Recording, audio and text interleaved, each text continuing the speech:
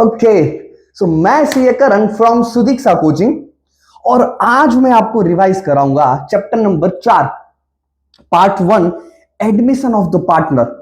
देखो ये chapter generally थोड़ा लेंथी चैप्टर है और जनरली यहां से 6 मार्क्स के लिए सम आते हैं, लेकिन मैंने ट्राई किया है ऐसे 5 सम बाइफरकेट करने का कि अगर जो यही 5 सम आपने कर लिया तो 6 मार्क्स के रिलेटेड पूरा चैप्टर आपका कवर हो जाएगा। और इसी तरह की प्रैक्टिस एक एक सम के लिए कर लिया तो बस ऑलमोस्ट चैप्टर कंप्लीट। तो चलिए स्टार्ट करते हैं। हालांकि स्टार्ट करने से पहले मैं आपको एक बात बता दूं कि देखो ये रिवीजन लेक्चर है, लेकिन फिर भी मैं ट्राई करूंगा कि थोड़ा कंसेप्ट डीप में समझा सकूं, लेकिन करूंगा रिवीजन के तरह ही। सम स्टार्ट करें उससे पहले कुछ अकाउंटिंग के रूल जो आपको याद रखना और समझना जरूरी है। तो सम स्टार्ट करने से पहले वो 2 रूल लिख लीजिए आप। चलिए फटाफट सबसे पहले लिखिए, असेट इंक्रीज होगा तो डेबिट करेंगे। जब जब असेट इंक्रीज होगा तो डेबिट करेंगे, असेट डिक्रीज होगा तो क्रेडिट करेंगे। कुछ लोग बोलेंगे सर हमें ये तो पता है। अरे भले पता हो फिर भी लिखना है, भले आपको पता हो फिर भी एक बार लिख दो। असेट इंक्रीज होगा तो डेबिट करेंगे, डिक्रीज होगा तो क्रेडिट करेंगे। उसी तरीके से लायबिलिटी इंक्रीज होगा तो क्रेडिट करेंगे, लायबिलिटी डिक्रीज होगा तो डेबिट करेंगे। ये 2 रूल आप लिख दो खाली। असेट इंक्रीज होगा तो डेबिट करेंगे, डिक्रीज होगा तो क्रेडिट करेंगे। लायबिलिटी इंक्रीज होगा तो क्रेडिट करेंगे, लायबिलिटी डिक्रीज होगा तो डेबिट करेंगे। और दूसरा लिख दो, दूसरा लिखते जाओ। चलो एक्सपेंस, असेट, लॉस, इन सभी की डेबिट बैलेंस होती है। देखो expense, asset and loss in सभी की डेबिट बैलेंस होती है। दूसरा income, liability, gain, profit plus reserve and provision in सभी की क्रेडिट बैलेंस होती है। एक्सपेंस, असेट, लॉस कुछ भी होगा उसकी डेबिट बैलेंस होगी। Income, liability, gain, reserve and provision की क्रेडिट बैलेंस होती है। सम स्टार्ट करने से पहले यह चीज आपकी लिखना जरूरी है। दूसरी एक बात समझो, ऊपर मैंने रूल लिखा है लायबिलिटी इंक्रीज होगा तो क्रेडिट करेंगे, लायबिलिटी डिक्रीज होगा तो डेबिट करेंगे। कैपिटल भी हमारी लायबिलिटी ही है, मतलब जब जब यही रूल कैपिटल में होगा, जब जब कैपिटल इंक्रीज होगा तो क्रेडिट करेंगे, कैपिटल डिक्रीज होगा तो डेबिट करेंगे। तो चलिए आ जाइए सम स्टार्ट करते हैं। देखो सम के अंदर आपको 2 चीज बनाना है। एक आपको बनाना है रीवैल्यूएशन अकाउंट एंड दूसरा बनाना है कैपिटल अकाउंट। सर ये रीवैल्यूएशन अकाउंट हमें उतना पता है कि लॉस डेबिट तरफ आएगा, प्रॉफिट क्रेडिट तरफ आएगा। एक बार बता देता हूं कि क्यों। हालांकि आपको रट्टा वही मारना है कि लॉस डेबिट तरफ, प्रॉफिट क्रेडिट तरफ, लेकिन सवाल है क्यों। फॉर एग्जाम्पल, पहले आपकी असेट की वैल्यू थी 1 लाख रुपए। कितनी थी? 1 लाख रुपए। अब आपकी वैल्यू हो चुके हैं 80,000। इसका मतलब क्या है पता है? इसका मतलब है कि असेट की वैल्यू डिक्रीज हुआ है। असेट इंक्रीज होगा तो डेबिट करेंगे, डिक्रीज होगा तो क्रेडिट करेंगे। असेट डिक्रीज हो रहा है मतलब कि असेट को तो क्रेडिट करना है। सर डेबिट किसको करेंगे? अरे इस कौन से अकाउंट में ट्रांसफर करना है? सर रीवैल्यूएशन अकाउंट में ट्रांसफर करना है तो उसको डेबिट कर दो। अब सिंपली इसका लेजर पोस्टिंग करना है।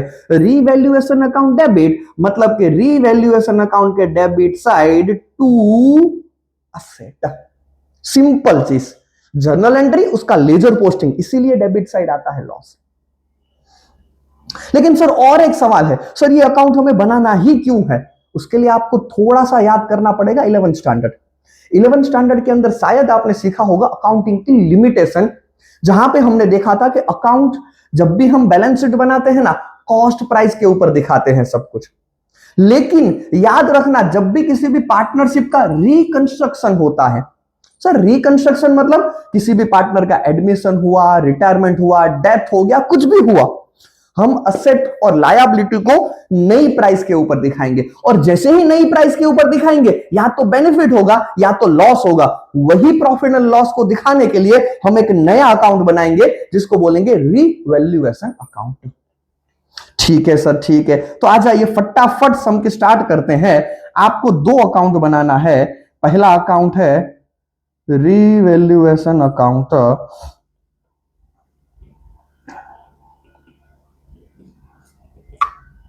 ठीक है, और दूसरा अकाउंट है कैपिटल अकाउंट। यहां पे भी पर्टिकुलर्स, यहां पे भी पर्टिकुलर्स, डेबिट और क्रेडिट। जनरली मेरे ऑनलाइन स्टूडेंट्स मुझे क्या कहते हैं कि सर आपको सीए नहीं, आपकी हैंडराइटिंग देख के आपको डॉक्टर बनना चाहिए था। ठीक है, अब देखो मैं अगर जो मैं सीए हूं मतलब मैं कुछ भी कर सकता हूं, मैं डॉक्टर भी बन सकता हूं, ठीक है, लेकिन वो अभी की बात नहीं है। अभी का पूरा फोकस यहां पे होना चाहिए। एडजस्टमेंट नंबर 1 बाद में करेंगे, डायरेक्टली आ जाओ एडजस्टमेंट नंबर 2 के ऊपर। तो फिक्स असेट वर डेप्रिसिएटेड एट 30%। देखो डेप्रिसिएशन की वजह से असेट की वैल्यू डाउन होगी, मुझे लॉस होगा, लॉस में रिकॉर्ड करूंगा रीवैल्यूएशन डेबिट साइड। रीजन मैंने ऑलरेडी बता दिया है। देखो मेरे पास असेट कितने की है 90,000, उसका 30% कितना होगा सर? उसका 30% होगा 27,000। तो यहां पे लिख दू टू फिक्स असेट 20। आपको पूरा लिखना है, लेकिन अभी पूरा फोकस यहां पे करो, आप बाद में भी सम कर सकते हो। दूसरा एडजस्टमेंट आपको दिया है, स्टॉक वॉज वैल्यूड एट 45,000। मतलब पहले कितना था वो भूल जाओ, अब स्टॉक की वैल्यूएशन जो होगा ना वो होने वाला है 45,000 पे। चेक करता हूं कि बुक वैल्यू कितना है। सर बुक वैल्यू तो दिया है 38,000, मतलब 7,000 से वैल्यूएशन इंक्रीज हो रहा है। अगर जो वैल्यूएशन इंक्रीज होगा मैं क्या करूंगा सर? बेनिफिट हुआ है, असेट इंक्रीज हुआ है, बेनिफिट हुआ है बाय स्टॉक। लॉस जब जब भी होगा डेबिट साइड आएगा, बेनिफिट प्रॉफिट जब भी होगा क्रेडिट साइड आएगा। रिवीजन लेक्चर है इसलिए थोड़ा फास्ट में जा रहा हूं। ठीक है, ठीक है, ठीक है सर, कोई दिक्कत नहीं है। नेक्स्ट है bank loan was paid of. मतलब देखो बैंक लोन आपने पेमेंट कर दिया है सर, लायबिलिटी कम हो रही है, मतलब बेनिफिट हुआ है। रीवैल्यूएशन अकाउंट क्रेडिट साइड आएगा? नहीं आएगा, नहीं आएगा। इसकी एंट्री कहीं पे भी नहीं होगी, पूरा ध्यान देना, यहां पे मिस्टेक नहीं होना चाहिए। Bank loan was paid of, इसका मतलब, अच्छा एक मिनट मुझे एक बात बताओ तो, अकाउंट का नाम क्या है? Revaluation account. आपने यहां पे कोई भी वैल्यूएशन में चेंज किया है? ऐसा देखो बैंक लोन कितने का है, फॉर एग्जांपल बैंक लोन यहां पे है 18,000 का। कहीं पे भी ऐसा लिखा है कि हमने बैंक को 15,000 पेमेंट किया, 22,000 पेमेंट किया, 25,000 पेमेंट किया, 10,000 पेमेंट किया? नहीं लिखा है। इसका मतलब क्या है? आपने सिंपली बैंक लोन को पेमेंट किया है, ना तो ज्यादा ना तो कम। रीवैल्यूएशन का तो कोई सवाल ही नहीं होता है। सर कहीं पे तो एंट्री दिखाना पड़ेगा, दिखाना तो पड़ेगा, लेकिन इस सम के अंदर नहीं दिखाना है। सर ऐसा क्यों? आ जाओ बताता हूं। जर्नल एंट्री क्या होगी? बैंक लोन पेड की। सर हमने बैंक से पेमेंट किया है, बैंक नाम की असेट डिक्रीज होगी, मतलब बैंक को तो क्रेडिट करेंगे, बैंक लोन अकाउंट को क्या करेंगे? डेबिट, क्योंकि लायबिलिटी डिक्रीज हो रही है। सर बैंक अकाउंट जो है ना जनरली बैलेंस शीट में आता है, और ये भी बैलेंस शीट में आएगा। बैलेंस शीट हमें यहां पे ड्रॉ करना नहीं है। अगर जो बैलेंस शीट ड्रॉ करना होता ना तो मैं बैंक लोन को 0 कर देता और बैंक बैलेंस भी उतनी डिक्रीज कर देता, लेकिन इस सम के अंदर मुझे बैलेंस शीट बनाना नहीं है, मतलब इस सम के अंदर इसकी कोई भी एंट्री नहीं होगी। सिंपली हमने पेमेंट किया है, ना तो ज्यादा पेमेंट किया है ना तो कम पेमेंट किया है, इसीलिए रीवैल्यूएशन तो कुछ हुआ ही नहीं है। यहां पे खास ध्यान रखना है, तो इसकी कुछ भी एंट्री नहीं होगी। ठीक है, अब एक काम करता हूं, फर्स्ट एंड लास्ट एडजस्टमेंट बाकी है। सबसे पहले मैं बैलेंस शीट में से अगर जो कुछ ऐसा दिखता है काम का, उसको ट्रांसफर कर लेता हूं। आ जाओ, सबसे पहले दिया है कैपिटल। सर आपने ऑलरेडी लिखवा दिया है कि लायबिलिटी की क्रेडिट बैलेंस होती है, इसकी भी कौन सी बैलेंस होगी? क्रेडिट। इसीलिए मैं कहां पे लिखूंगा? मैं लिखूंगा कैपिटल अकाउंट के अंदर ओपनिंग बैलेंस के तौर पे। मैं बैलेंस एक बार देख लूं, 60,000 एंड 32,000 बाय बैलेंस बीडी, 60,000 32,000। मैं फिर से एक बार रिपीट कर दूं, कैपिटल लायबिलिटी की क्रेडिट बैलेंस होती है, इसीलिए मैंने क्रेडिट साइड लिख लिया है। Okay okay okay sir. दूसरी बात, जनरल रिजर्व 30,000 का दिया है। देखो रिजर्व मतलब क्या है? देखो जब भी कोई नया पार्टनर आएगा ना, तो पुराने पार्टनर क्या बोलेंगे? ये रिजर्व हमने अपनी मेहनत से कमाया है, हम इस रिजर्व को डिस्ट्रीब्यूट कर देंगे। ये रिजर्व जाएगा सभी पार्टनर के कैपिटल के बीच में, लेकिन सवाल है सर कौन सी साइड? देखो दो चीज बताता हूं, पहली रट्टा मारने वाली, दूसरा कंसेप्ट। मुझे एक सिंपली बात बताओ, सिंपल बात बताओ, आपने कैपिटल कहां पे लिखा है? Credit side. तो वही साइड लिखा हुआ रिजर्व भी कौन सी साइड लिखोगे? क्रेडिट साइड लिखोगे। कौन सी साइड लिखोगे? Credit side. हालांकि इसकी जर्नल एंट्री भी मैं आपको बता दूं। मुझे एक बात बताओ, रिजर्व की कौन सी बैलेंस होती है? सर रिजर्व की आपने थोड़ी देर पहले ही बताया, रिजर्व की क्रेडिट बैलेंस होती है। लेकिन मुझे यही रिजर्व को डिस्ट्रीब्यूट करना है। मुझे यही रिजर्व को क्या करना है? डिस्ट्रीब्यूट कर देना है सभी ओल्ड पार्टनर के बीच में। तो जो रिजर्व था ना, उसको कैंसिल करने के लिए मैं करूंगा debit, general reserve account debit to partner capital. Partner capital को क्रेडिट किया है, अब इसकी लेजर पोस्टिंग करूंगा, पार्टनर कैपिटल क्रेडिट, मतलब की पार्टनर कैपिटल में क्रेडिट साइड, पार्टनर कैपिटल में credit side by general reserve. एक बार मैं रेशियो चेक कर लूं, ओल्ड रेशियो मुझे इस सम के अंदर दिया है 3:2 और मुझे अमाउंट दिया है 30,000। तो मैं क्या करूंगा 30,000 को 3:2 में डिस्ट्रीब्यूट करूंगा, तो आंसर आएगा 18,000 और 12,000। आंसर कितना आएगा? 18,000 एंड 12,000। लिखना नहीं है, खाली एक बार देख लो, फिर सम देखने के बाद अब पूरा खुद से सॉल्व कर लेना। अभी खाली समझ लो। उसके बाद मुझे दिया है बैंक लोन क्रेडिटर्स, ना तो रिवैल्यूएशन अकाउंट में आएगा ना तो कैपिटल अकाउंट में आएगा। और असेट साइड भी मुझे ऐसा कोई भी चीज नहीं दिया है जिसको मैं रिकॉर्ड कर सकूं। एक काम करता हूं, फर्स्ट एडजस्टमेंट करने से पहले ये अकाउंट को ट्रांसफर कर देता हूं, रिवैल्यूएशन को क्लोज कर देते हैं। अब देखो, अगर जो आपको क्लोज करने में दिक्कत है, यहां पे थोड़ा सा ध्यान दे दो। जिस साइड का टोटल ज्यादा आता है वही टोटल दोनों साइड लिख दो। सर यहां पे तो सिंपल है, 27,000 ज्यादा है, तो यहां पे भी मैं कितना लिखूंगा? 27,000। यहां का तो टोटल 27,000 हो रहा है, लेकिन यहां पे मिसिंग कितना है? सर 20,000 मिसिंग है। तो ये जो लॉस है ना, लॉस कहां पे आ जाएगा? यहां पे हम डिस्ट्रीब्यूट कर देंगे 3:2 में। एक बार मैं नाम देख लूं, सर एस एंड आर, पूरा नाम नहीं लिखते हैं, S capital and are capital. 20,000 distribute हो जाएगा 12,000 एंड 8,000। मैंने ओल्ड रेशियो में इसको सिंपली डिस्ट्रीब्यूट कर दिया है 12,000 और 8,000 के अंदर। अब इसको ट्रांसफर करना पड़ेगा, अभी क्रेडिट है, ट्रांसफर करेंगे तो कौन सी साइड आ जाएगा? सर डेबिट साइड आ जाएगा। तो चलो मैं काम करता हूं, टू रिवैल्यूएशन अकाउंट 12,000 8,000, बात खत्म।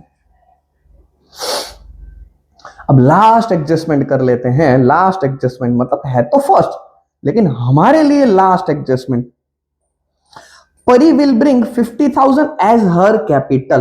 देखो नई पार्टनर आ रही है, वो अपने साथ 50,000 रुपए का कैपिटल ला रही है। जब भी बिजनेस को पैसा मिलेगा, जर्नल एंट्री क्या होगी? जर्नल एंट्री क्या होगी? सर पैसा मिलेगा, कैश या तो बैंक अकाउंट को डेबिट करेंगे टू कैपिटल, हमारी लायबिलिटी है, जब जब लायबिलिटी इंक्रीज होगा तो क्रेडिट करेंगे। तो जर्नल एंट्री क्या होगी? Cash bank account debit to Pari capital.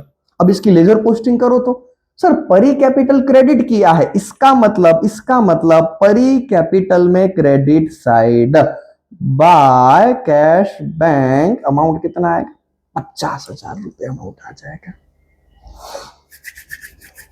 वैसे भी हमने कैपिटल क्रेडिट साइड ही लिखना होता है, तो मैंने कैपिटल इंक्रीज हो रहा है इसीलिए क्रेडिट साइड लिख दिया है। Okay, 50,000 for her share of premium. देखो कभी भी गुडविल की एंट्री करो दो चीजें कंसीडर करना है, क्या गुडविल कैश में आया है और दूसरा गुडविल फर्म का दिया है या स्पेसिफिक पार्टनर का दिया है। देखो यहां पे आपको गुडविल स्पेसिफिक हर शेयर लिखा है, तो डायरेक्टली हम एंट्री करेंगे। एंट्री क्या करेंगे? Cash bank account debit to premium for goodwill और premium for goodwill to R capital and to S capital. पहले आर लिखा है, पहले एस लिखा है, पहले एस लिखा है सर, ठीक है चलो कंफ्यूज नहीं होते हैं, नाम में ऊपर नीचे कर देता हूं। कितना दिया है सर? 50,000 दिया है, 50,000। इसको हम सेक्रीफाइसिंग रेशियो में डिस्ट्रीब्यूट करेंगे। कौन से रेशियो में डिस्ट्रीब्यूट करेंगे? सेक्रीफाइसिंग। लेकिन इस सम के अंदर हमें न्यू रेशियो नहीं दिया है, तो मैं ओल्ड रेशियो को ही सेक्रीफाइस काउंट कर लूंगा। हालांकि आप इस सम के अंदर न्यू रेशियो फाइंड भी करोगे ना, और न्यू रेशियो से सेक्रीफाइसिंग रेशियो भी फाइंड करोगे ना, तो ओल्ड रेशियो ही आंसर आएगा। तो मैं डायरेक्ट लिख देता हूं 3:2 में, तो कितना आएगा सर? 30,000 एंड 20,000। देखो प्रीमियम ऑफ गुडविल तो निकल जाएगा, क्रेडिट और डेबिट। आपको दो इफेक्ट देना है, कैश बैंक को डेबिट करना है, लेकिन हमें यहां पे बैलेंस शीट बनाना ही नहीं है, तो खाली हमें तो कैपिटल अकाउंट बनाना है। आपने कैपिटल को क्रेडिट किया है, मतलब कि कैपिटल अकाउंट में क्रेडिट साइड, कैपिटल अकाउंट में credit side by premium for goodwill 30,000 and 20,000। मैंने ये लॉजिक नहीं सिखाया है कि प्रीमियम ऑफ गुडविल कहां से, वो सब स्टार्टिंग का पार्ट है। मैं उतना मानता हूं कि आपको इतना पता होना चाहिए, ठीक है। और मैंने पूरा जो आपको सम कराया है ना, उसके पीछे एक ही रीजन था, वो रीजन है लास्ट एडजस्टमेंट। वो रीजन है लास्ट एडजस्टमेंट। इसी एडजस्टमेंट के लिए मैंने आपको सम कराया है। मैंने आपको बताया ना कि एग्जाम में जनरली 5-6 तरीके मैंने एक एक सम अच्छे से निकाला है कि जो आपको अच्छे से आप प्रैक्टिस कर सको। तो ये जो पहला सम है ना, वो ये एडजस्टमेंट के रिलेटेड मैंने लिया है। क्या लिया है? After all adjustment of capital, पूरा ध्यान यहां पे देना। After all adjustment of capital of Surabhi and Revanshi were to be adjusted taking Pari as a base. मतलब इन दोनों का जो कैपिटल है ना, वो परी के हिसाब से रखना है। किसके हिसाब से रखना है? परी के हिसाब से। सर एक डाउट है, ओपनिंग कैपिटल या क्लोजिंग कैपिटल? देखो ओपनिंग कैपिटल तो यहां पे दिया है, बात किसकी हो रही है? क्लोजिंग कैपिटल की। फिर से सर और एक बार सर रीड करो ना, आ जाओ और एक बार रीड करता हूं। After all adjustment of capital, जो दो पार्टनर का दिया है ना, क्या बोला है पता है? इनको परी के कैपिटल के हिसाब से एडजस्ट करना है। मैं एक काम करता हूं, चेक करता हूं कि परी का कैपिटल है कितना। सर परी का शेयर 1/4 है और उसका कैपिटल 50,000 है। देखो तो वही लिखा है, परी का शेयर कितना है? 1/4 और उसका शेयर कितना है कैपिटल का? 50,000। ठीक है, परी के हिसाब से मैं बाकी के दोनों पार्टनर को डिसाइड करूंगा। थोड़ा सा ध्यान यहां पे दे दो। परी का शेयर का मतलब क्या है पता है? टोटल फर्म का शेयर 4 है, उसमें परी का कितना है? 1। सर परी का 1 शेयर है, तो सर बाकी के दोनों पार्टनर का शेयर कितना होगा? 3। कितना होगा? 3। 4 में 1/4 का मतलब क्या है? 4 में से 1। तो अभी भी 3 बाकी है, तो वो किसका होगा? सर बाकी के 2 पार्टनर का। और हमें सब कुछ परी के हिसाब से ही डिसाइड करना है। तो मैं क्या करूंगा कि भाई परी का शेयर 1 था ना, तो उनका कैपिटल था 50,000। परी का शेयर कितना था? 1। उनका कैपिटल कितना था? 50,000। अगर जो बाकी के दोनों पार्टनर का शेयर 3 है, तो उनका कैपिटल कितना होना चाहिए? 3 ऊपर 1 नीचे, 50,000, 1,50,000। मैं फिर से एक बार रिपीट करता हूं, भले रिवीजन है लेकिन फिर से एक बार रिपीट करता हूं। मुझे क्या बोला था, क्लियरली बोला था कि परी के हिसाब से बाकी के दोनों पार्टनर का डिसाइड करना है, परी को बेस रखना है। तो मैंने सोचा कि परी का शेयर कितना था सर, 4 में से 1। जिसके पास 1 शेयर था ना, उनका कैपिटल 50,000 है सर। 4 में से 1 परी का, अभी भी कितना बाकी होगा, ये जो शेयर है ना वो रिमेनिंग पार्टनर का होगा। तो 1 के ऊपर 50,000, 3 के ऊपर कितना, सिंपली आंसर आएगा 1,50,000। आंसर क्या आएगा, 1,00,000। सर क्लोजिंग कैपिटल तो मिल चुका है लेकिन दोनों का मिक्सचर होकर मिला है। काम करता हूं, रेशियो में डिस्ट्रीब्यूट कर देता हूं, 3:2। 3:2 में डिस्ट्रीब्यूट कर देता हूं, आंसर आएगा 90,000 टू बैलेंस सीडी। 90,000, इसका कितना होगा, 60। सर परी का, अरे परी तो अभी आया है, कुछ चेंज नहीं, ओपनिंग भी 50, क्लोजिंग भी 50। समझ में आया 1,50,000 कहां से आया, परी को बेस रखना था, मैंने परी को बेस रख लिया। मैंने परी को बेस रख लिया। परी का शेयर 1, 50,000, 3 पे कितना, न्यू रेशियो नहीं दिया है, ओल्ड रेशियो के हिसाब से ही डिस्ट्रीब्यूट कर दिया 3:2 में। अभी भी सम कंप्लीट नहीं हुआ है, अब इनको मैं अकाउंट को क्लोज करने का ट्राई करूंगा, चेक करूंगा कि कौन सी साइड का टोटल ज्यादा है। सबसे पहले पार्टनर का क्रेडिट साइड का मुझे देखने में ज्यादा लग रहा है, आंसर है 1,08,000। यहां पे भी लिखूंगा 1,08,000। यहां का तो टोटल हो रहा है लेकिन यहां पे सर नहीं हो रहा है, कोई बात नहीं, मैं दोनों को माइनस कर दूंगा, आंसर आएगा 6,000। सर यहां पे क्या लिखेंगे, टू कैश बैंक। सर आप ऐसे कैसे खुद से, नहीं मैंने खुद से नहीं लिखा है, देखो यहां पे बोला है आपको, actual cash was paid off and brought by old partner as a case. मतलब क्लोजिंग बैलेंस लिखने के बाद भी अगर जो आपका आंसर टैली नहीं हुआ है तो कैश बैंक लिख सकते हो। तो मैंने क्लोजिंग बैलेंस तो लिख दिया लेकिन मेरा आंसर टैली नहीं हुआ, कोई बात नहीं, मैंने क्या किया, मिसिंग अमाउंट पे टू कैश या तो बाय कैश लिख दिया।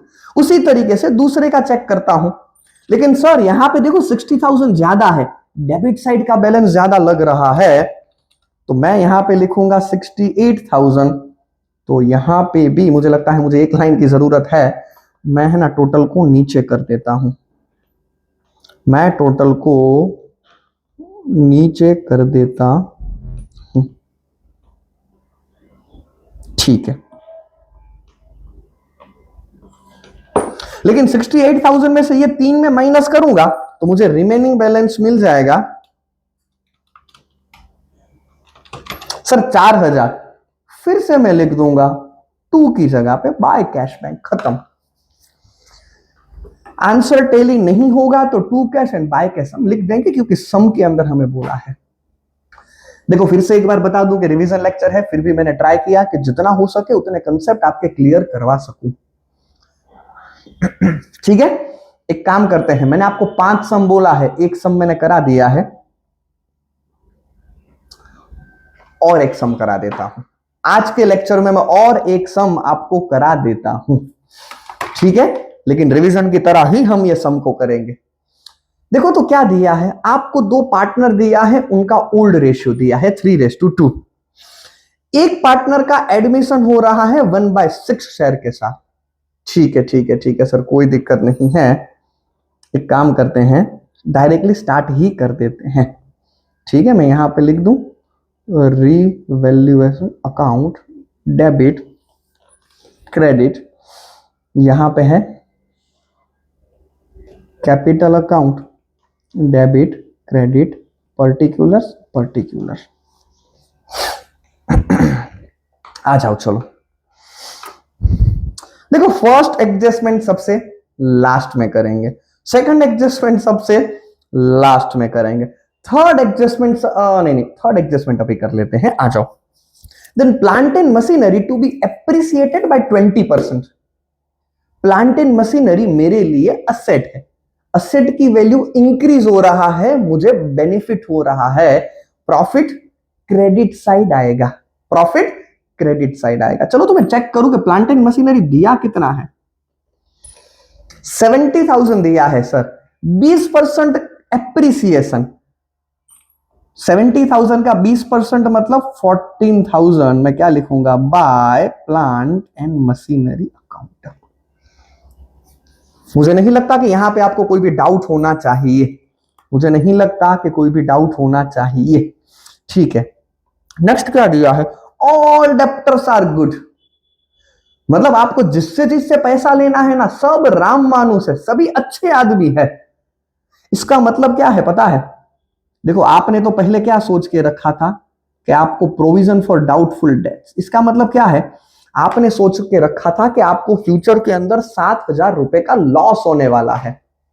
कितने का लॉस होने वाला है? 7,000 का। लेकिन आपको अब क्लियरली बोला है ऑल डेप्टर्स आर गुड, आपके सभी डेप्टर्स राम मानुस है, आपको पूरा पैसा मिल जाएगा। तो आपने जो ये लॉस फ्यूचर का रिकॉर्ड करके रखा है ना, उस प्रोविजन की अब आपको कोई जरूरत नहीं है।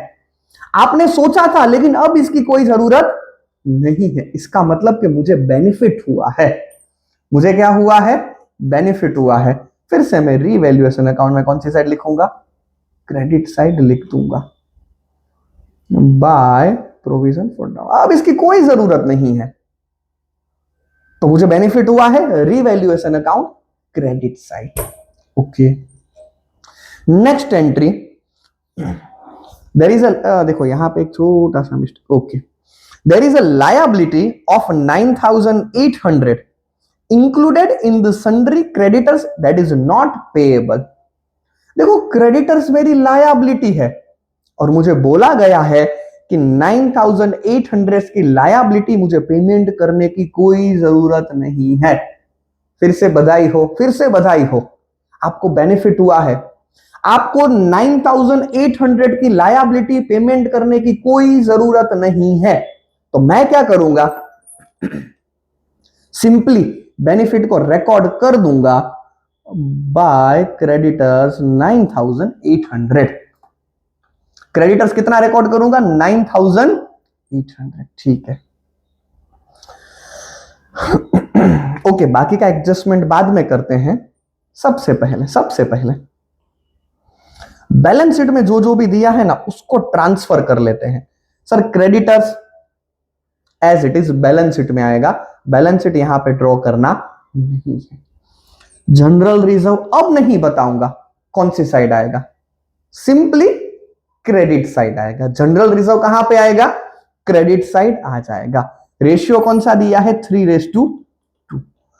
तो 6,000 और 4,000, ये अब पता होना चाहिए आपको। 6,000 और 4,000 बाय जनरल रिजर्व 6,000 4,000। नेक्स्ट मुझे दिया है इन्वेस्टमेंट फ्लक्चुएशन रिजर्व, लेकिन एक मिनट में जल्दबाजी नहीं करूंगा। मुझे पता है, मुझे यहां पे इन्वेस्टमेंट रिलेटेड एक हिडन एडजस्टमेंट, छुपा हुआ एडजस्टमेंट दिया है। देखो तो मेरी इन्वेस्टमेंट की वैल्यू पहले कितना था सर? 21,000 रुपीज था। अब कितना है सर? अब है ना 19,000 है। मतलब सर आपको 2,000 का लॉस हुआ है। मुझे 2,000 का क्या हुआ है? लॉस। सर जनरली इस लॉस को हम revaluation account debit side record करेंगे, बात तो सही है, लेकिन इस सम के अंदर नहीं। सर ऐसा क्यों? Generally loss revaluation account debit side आता है, लेकिन इस सम के अंदर नहीं, क्योंकि मुझे पहले से उसके रिलेटेड रिजर्व दिया है। देखो हम रिजर्व बनाते ही उसी लिए है कि फ्यूचर में कुछ भी हुआ तो हमें उसका यूज कर सकेंगे। तो मेरे पास जो टोटल रिजर्व है ना, total reserve investment fluctuation reserve, वो है 4,000 का। लॉस हुआ है 2,000। भाई मैं लॉस को रिकॉर्ड नहीं करूंगा, मैं लॉस को रिकॉर्ड नहीं करूंगा। मेरे पास सफिशिएंट रिजर्व बचा है, तो मैं क्या करूंगा? देखो मेरे पास 4,000 का रिजर्व था, 2,000 तो लॉस को सेट ऑफ करने में चला गया। अब मेरे पास रिजर्व 4,000 नहीं बचा है, अब मेरे पास रिजर्व बचा है 2,000 रुपीज। तो मैं रिजर्व को डिस्ट्रीब्यूट करूंगा ओनली एंड ओनली 2,000 रुपीज से। कर दो रिकॉर्ड, और लॉस को रिकॉर्ड नहीं करूंगा। क्यों नहीं करूंगा? क्योंकि मेरा लॉस ऑलरेडी सेट ऑफ हो चुका है मेरे ही रिजर्व के साथ, और रिजर्व कम हो चुका है, तो मैं रिजर्व की एंट्री कहां पे करूंगा? नहीं बताऊंगा। अब आपको पता होना चाहिए कि रिजर्व की एंट्री कहां पे आएगी? By investment fluctuation reserve, old ratio 3:2। फिर से एक बार बता दूं, मैंने 4000 को डिस्ट्रीब्यूट नहीं किया है, मैंने खाली 2000 को ही डिस्ट्रीब्यूट किया है। ठीक है सर, अभी भी कुछ बचा है? जी हाँ, देखो इस तरफ तो ऐसा कुछ भी नहीं है कि जिसको हम ट्रांसफर कर सके। ओपनिंग बैलेंस बचा है तो मैं लिख लेता हूं, 1,19,000 इन 1,12,000।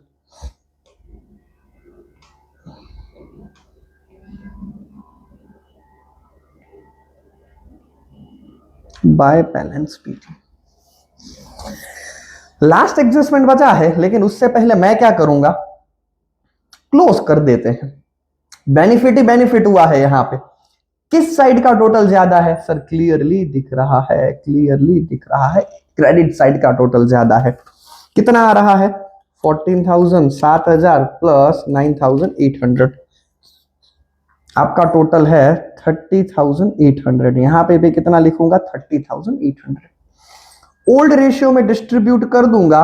ओल्ड रेशियो कितना है? सर यहां पे भी 3:2 है, और पार्टनर का नाम क्या है?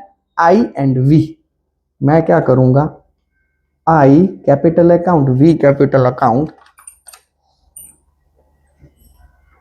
और 2 के रेशियो में अगर जो मैं करूंगा,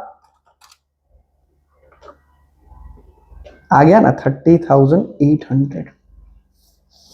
यहां पे डेबिट साइड लिखा है, ट्रांसफर करूंगा तो कौन सी साइड आ जाएगा? Credit side. बाय रिवैल्यूएशन कितना है? 18,000, भूल गया मैं, 480 और 12,320। देखो लास्ट एडजस्टमेंट बचा है, लास्ट एडजस्टमेंट। ओके सर, अभी भी सर आपने कैपिटल और गुडविल का एंट्री नहीं किया है, कोई बात नहीं, वो भी कर लेते हैं। क्या लिखा है? Nishu will bring 56,000 as a share of capital. Simple entry, cash account debit to Nishu capital. Balance sheet तो बनाना नहीं है, कैश की एंट्री तो होगी नहीं, खाली निशु का कैपिटल एंट्री करना है 56,000।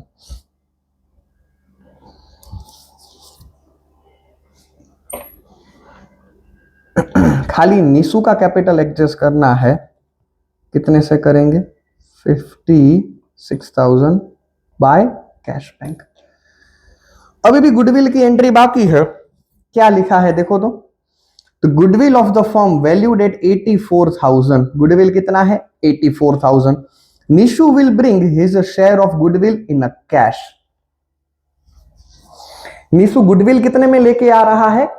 84,000। लेकिन मैंने आपको बोला था कि जब भी आप गुडविल देखो ना, दो चीज देखना है। गुडविल किसका दिया है? सर क्लियरली लिखा है गुडविल फर्म का दिया है। मुझे फर्म का नहीं चाहिए, मुझे तो निशु का चाहिए। किसका चाहिए? निशु का गुडविल चाहिए। तो मैं वही करूंगा, 84,000। मैं क्या करूंगा, मुझे तो क्या दिया है, पहले जर्नल एंट्री करता हूं। Cash bank account debit to premium for goodwill. Premium for goodwill to, नाम क्या दिया है? I and V. I capital और to V capital. I capital and V capital. देखो मुझे गुडविल दिया है 84,000, लेकिन वो तो फर्म का दिया है, मुझे तो निशु का गुडविल चाहिए। तो मैं क्या करूंगा? 1/6। मैं क्या करूंगा? 1/6। तो मेरा आंसर आएगा 14,000। देखो निशु पूरी फर्म का गुडविल लेके क्यों आएगी? वो तो खुद का ही गुडविल लेके आना पड़ेगा। तो यहां पे 14,000। इसको हम जनरली डिस्ट्रीब्यूट करेंगे सेक्रीफाइसिंग रेशियो में। कौन से रेशियो में डिस्ट्रीब्यूट करेंगे? सेक्रीफाइसिंग। लेकिन यहां पे हमें न्यू रेशियो नहीं दिया है, तो मैं ओल्ड रेशियो को ही न्यू रेशियो काउंट कर लूंगा। हालांकि मैं न्यू रेशियो फाइंड भी करूंगा ना, तो भी सेक्रीफाइसिंग रेशियो ओल्ड ही आएगा। सेक्रीफाइसिंग रेशियो क्या आएगा? ओल्ड ही आएगा। एंट्री फिर से वही होगा, cash bank account debit to premium for goodwill, premium for goodwill to दोनों पार्टनर का कैपिटल। कैपिटल क्रेडिट साइड लिखा है, इसीलिए कैपिटल अकाउंट में क्रेडिट साइड, इसीलिए कैपिटल अकाउंट में credit side by premium for goodwill. कितना दिया मैंने? 8,400, 5,600।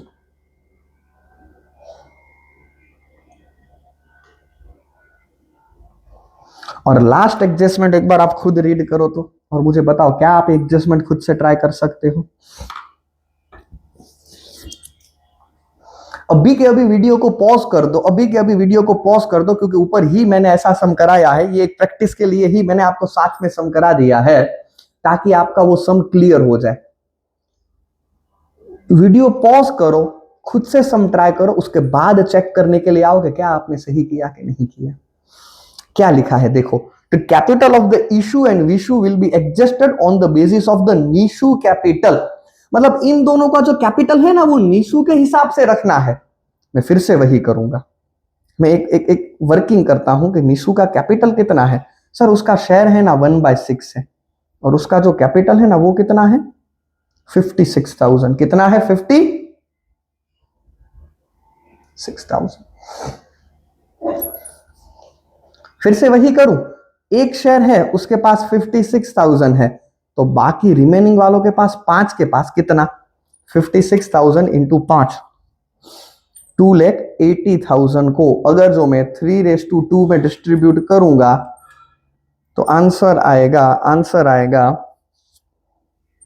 कितना दिया है? 56,000। ओके, रेशियो कुछ दिया है? नहीं दिया है, रेशियो कुछ भी दिया नहीं है। ठीक है,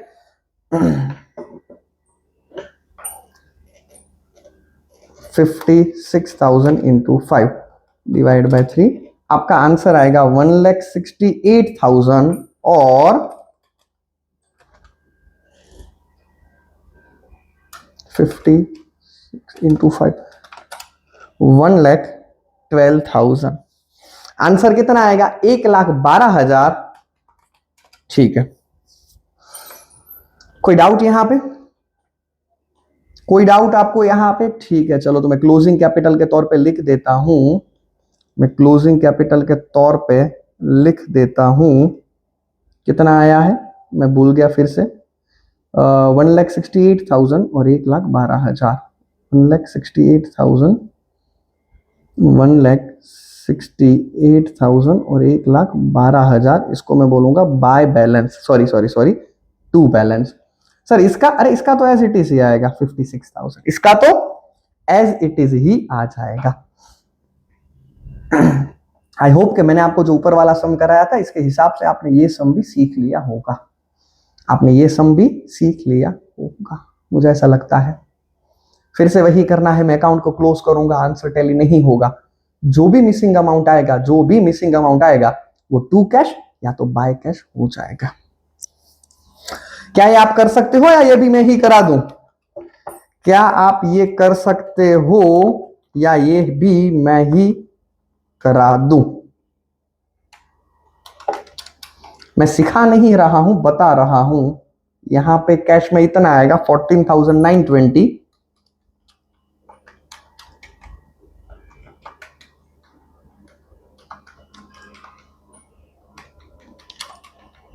और यहां पे आएगा 22,720। लेकिन सम खुद से करना, सम आपको खुद से कंप्लीट करना है। तो देखो मैंने आपको बताया था कि 5 तरह के सम है, उसमें से ये एक ही मेथड के 2 सम थे, एक सम मैंने प्रैक्टिस के लिए करा दिया है। अगर जो आपको ये कंसेप्ट इस तरीके से अच्छा लगा है रिवीजन वीडियो, तो आप एक बार जरूर कमेंट में बताना, तो मैं ट्राई करूंगा कि और बाकी के 4 सम भी आपको सिखा सकूं। ठीक है, तो चलिए बाकी मिलते हैं नेक्स्ट लेक्चर के अंदर।